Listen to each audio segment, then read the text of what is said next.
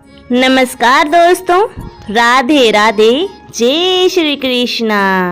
आज हम सुनने जा रहे हैं श्रावण मास महात्म्य अध्याय 1। सोनक जी बोले, हे सूत, हे महाभाग, हे व्यास शिष्य, हे अकल्मष, आपके मुख कमल से अनेक आख्यानों को सुनते हुए हम लोगों की तृप्ति नहीं होती है, अपितु बार बार सुनाने की इच्छा बढ़ती जा रही है।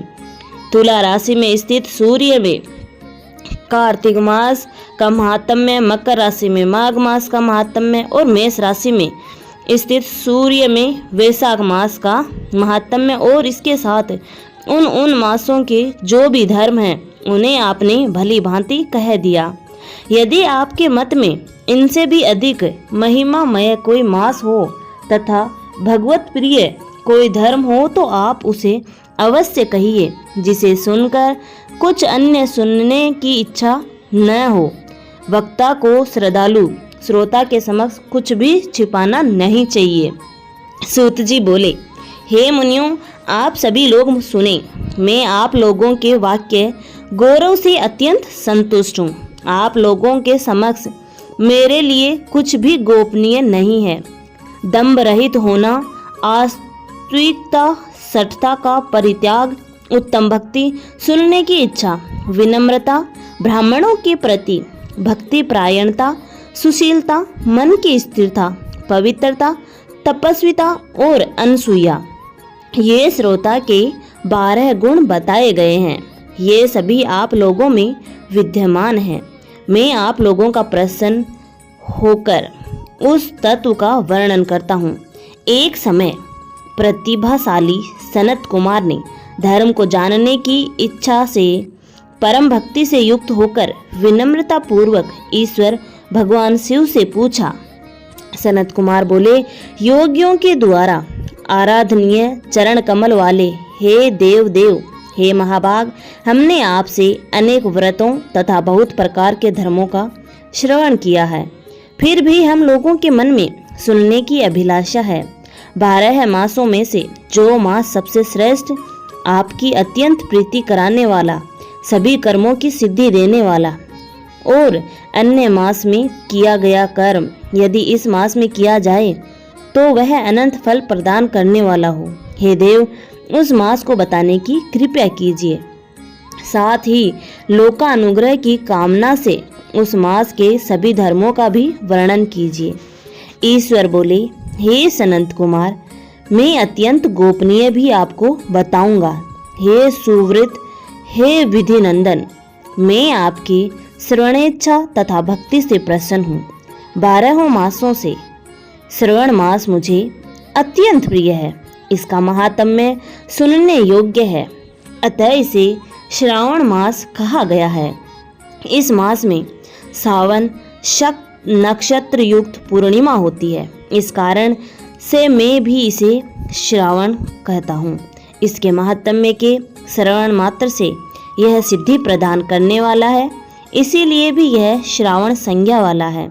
निर्मलता गुण के कारण यह आकाश के सदृश्य है, इसलिए नभा कहा गया है। इस श्रावण मास के धर्मों की गणना करने में इस पृथ्वी लोक में कौन समर्थ हो सकता है, जिसके फल का संपूर्ण रूप से वर्णन करने के लिए ब्रह्मा जी 4 मुख वाले हुए, जिसके फल की महिमा को देखने के लिए इंद्र 1000 नेत्रों से युक्त हुए और जिसके फल को कहने के लिए शेषनाग 2000 जीवाओं से संपन्न हुए। अधिक कहने से क्या प्रयोजन। इसके महात्म्य को देखने और कहने में कोई भी समर्थ नहीं है। हे मुने, अन्य मास इसकी एक कला को भी नहीं प्राप्त होते। यह सभी व्रतों तथा धर्मों से युक्त है। इस महीने में एक भी दिन ऐसा नहीं है जो व्रत से रहित दिखाई देता हो। इस माह में प्राय सभी तिथियां व्रत युक्त है। इसके महात्म्य के संदर्भ में मैंने जो कहा है वह केवल प्रशंसा मात्र नहीं है। आर्तों, जिज्ञासाओं, भक्तों, अर्थ की कामना करने वाले, मोक्ष की अभिलाषा रखने वाले और अपने अपने अभीष्ट की आकांक्षा रखने वाले चारों प्रकार के लोगों ब्रह्मचार्य, गृहस्थ, वानप्रस्थ, संन्यास आश्रम वाले को इस श्रावण मास में व्रतानुष्ठान करना चाहिए।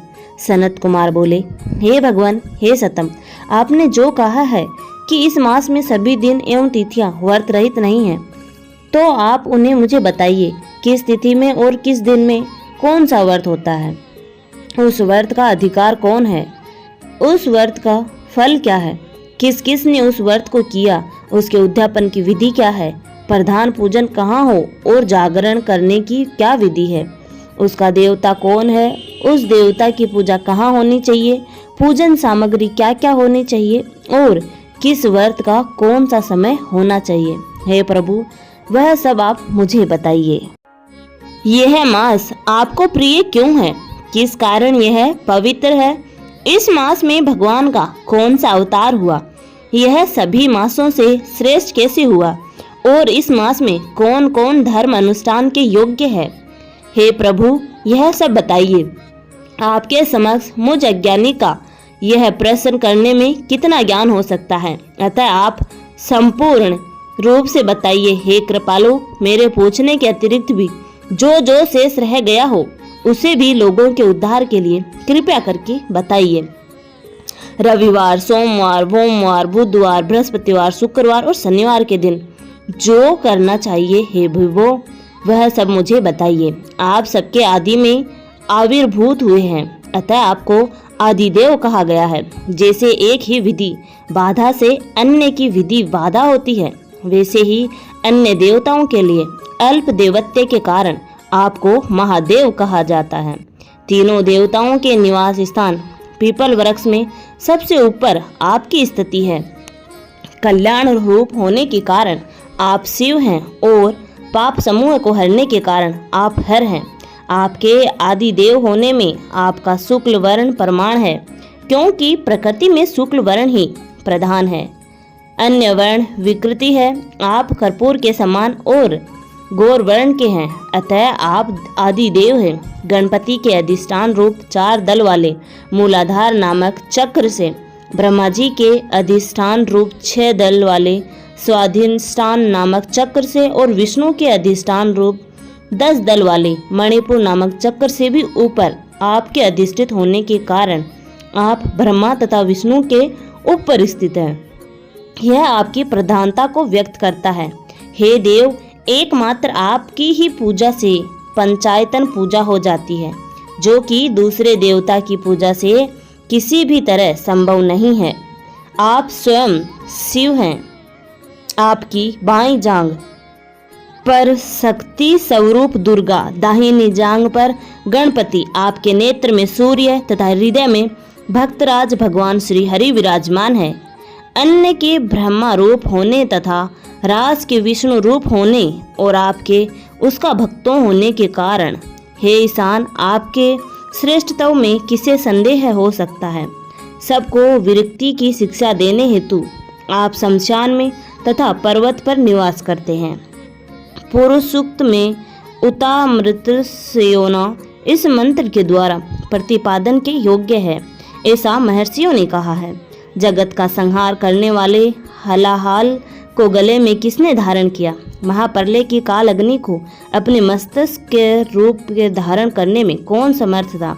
संसार रूप अंधकूप में पतन के हेतु कामदेव को किसने भस्म किया? आप ऐसे हैं कि आपकी महिमा का वर्णन करने में कौन समर्थ है? एक तुच्छ प्राणी में करोड़ों जन्मों में भी आपके प्रभाव का वर्णन नहीं कर सकता। अतः आप मेरे ऊपर कृपया करके मेरे प्रश्नों को बताइए। धन्यवाद दोस्तों, यहाँ तक बने रहने के लिए। आज का महात्म्य यहीं समाप्त होता है। आगे के महात्म्य के लिए आप हमारे चैनल को लाइक, शेयर एंड सब्सक्राइब करना ना भूलें और सभी भक्तजन एक साथ बोले हर हर महादेव।